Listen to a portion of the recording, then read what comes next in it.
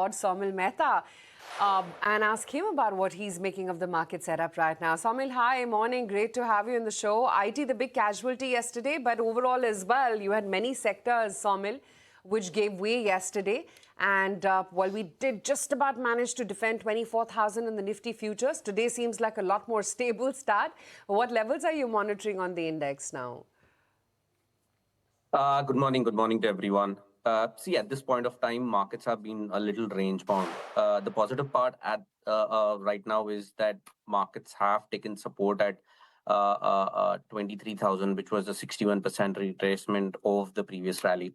So that's a very positive sign because respecting crucial levels and going forward, making higher top, higher bottom formations on daily charts, on weekly, monthly charts, that's a positive sign for the markets. Now, there is a hurdle around 200 daily exponential moving average where we took resistance and started making a little bit of correction. Now, the range is a little broad between 23,780 and on the higher side around 23,300, 23,500, and 200 daily exponential moving average is 24,400. So that 300 points range on the upside is a very, very crucial resistance for the markets and probably would take some time for Nifty to break above this range. Now, overall, the bias remains sideways to little cautious.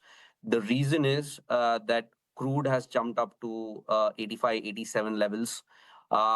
Rupee has depreciated till 96, 96.20 the last tick I saw. So these are some concerns which I'm looking at, and because of that, the IVs have jumped up as well yesterday. So these are some points which are a little concerning at this point of time. So the support right now on the downside is 23,950 and 23,780. So these are some levels. I'm not expecting markets to, break out either side at this point of time. I'm just expecting a range bound movement, and there will be opportunities in a lot of sectors. As we saw, yesterday in pharma, there were a lot of stocks which broke out and gave us a new rally on the upside. Interesting. I'll come to pharma in just a minute, Somil. Mahesh, let me quickly quiz you with regard to the China factor. GDP coming in at 4.3% versus the expected 4.6%. Likely negative metals in your opinion, and if so, how material? Would you be concerned if you're a holder? Give us a sense. I think the China trade was there a few months back, but now again I think the market is consolidating as far as China is concerned. So whenever we speak to our colleagues who are based out of China, I think their take is that it's going to be a very, very slow and gradual recovery as we speak, because discretionary spending is not come back completely as far as mainland China is concerned, and therefore I think the print in terms of macro factor, which has always been circumspect, might still continue to be a little bit calibrated as we speak. Therefore, I think when you probably look at MSCI and you look at MSCI ex-China, I think India has clearly been lagging because of the lack of AI trade. But again, I think if earnings come back at some point of time in the second half, and hopefully I think this escalation does not last longer, I think the FI return might be pretty strong as far as the Indian context is concerned. So China, very slow and calibrated recovery as far as our colleagues have probably responded to the economic recovery.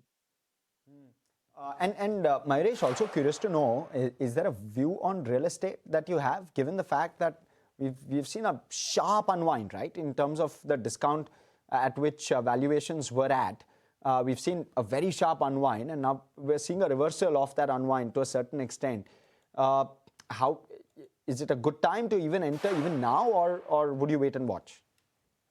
No, so I think one of the best trades in real estate, and the only one that we had, was Phoenix Mills, and that stock has run up quite significantly high. So I think it's not a prudent trade at this juncture. Obviously, we met our targets as far as Phoenix Mills is concerned. But I think the outlook that Phoenix has probably given is very, very encouraging on the retail space, from 11.5 million square feet to 14 million square feet exit 28, 18 million square feet exit FY30.